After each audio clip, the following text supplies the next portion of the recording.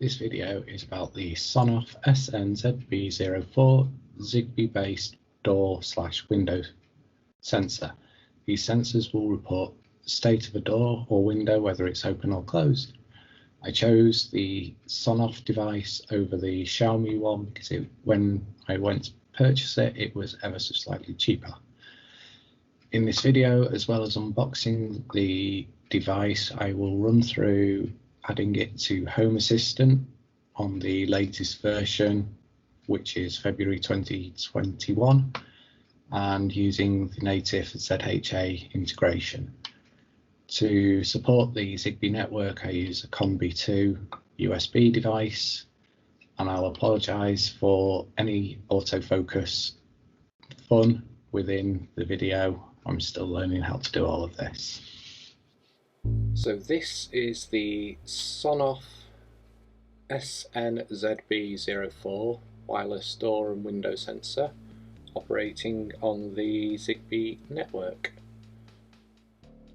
So the first thing I will notice is the box isn't as big as I was expecting. Coming in at 4.5 centimeters wide by 5 centimeters tall. So after looking at the pictures of this device, I was expecting a much bigger box, a much bigger unit. So we shall start by unboxing it.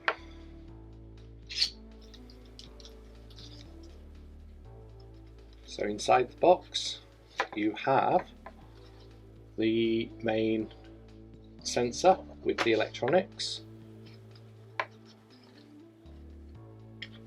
You get the magnet piece to detect whether the door is open or closed, a product certification certificate, and an instruction manual in multiple languages. You also have some 3M sticky tape. You get one for the magnet and one for the sensor itself. And that is the contents of the box. So we'll start by opening the main sensor. At the bottom of the sensor, if it will focus, you can just make out the little slot. So we place the screwdriver in, just slightly twist it, and the same at the other end, and the lid will pop off.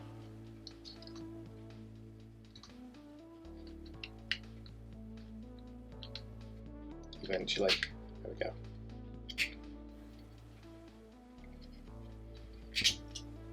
Okay.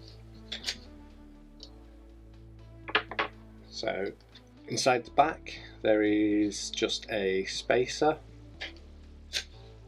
and on the inside of the main unit you can see the circuit board and a button battery.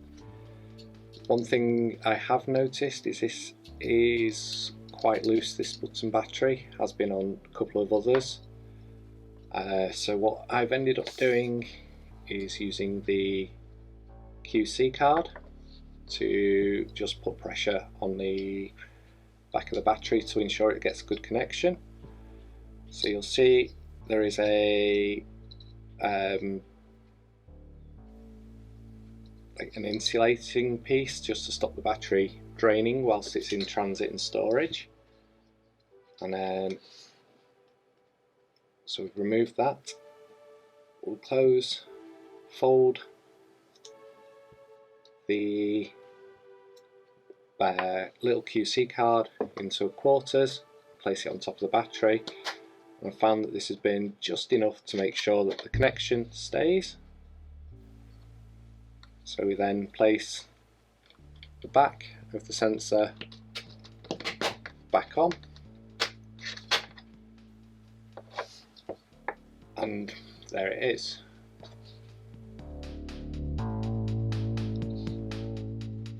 device in pairing mode, we'll open up Home Assistant. It'll go to our overview. We shall go to Configuration, Integrations, down to the Zigbee Home Automation one and click Configure.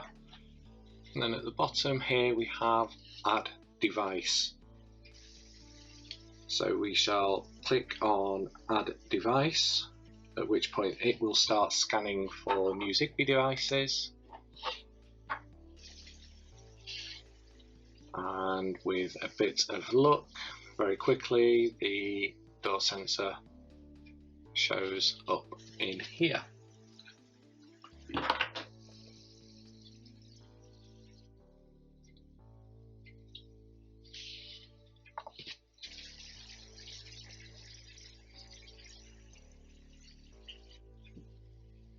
I'm not 100% sure why this one is now taking so long.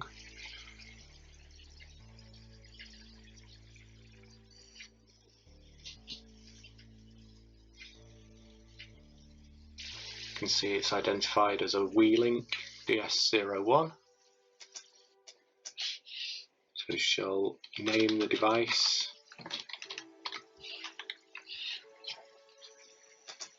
give it the area, and then we go back to network, devices. You can now see the back door has been added. It is currently open.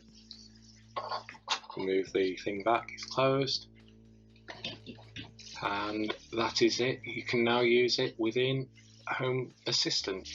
One of the things I have noticed using these is within the automation, you use the state of on and off rather than open and close. So here you can see I've got an automation to trigger the alarm.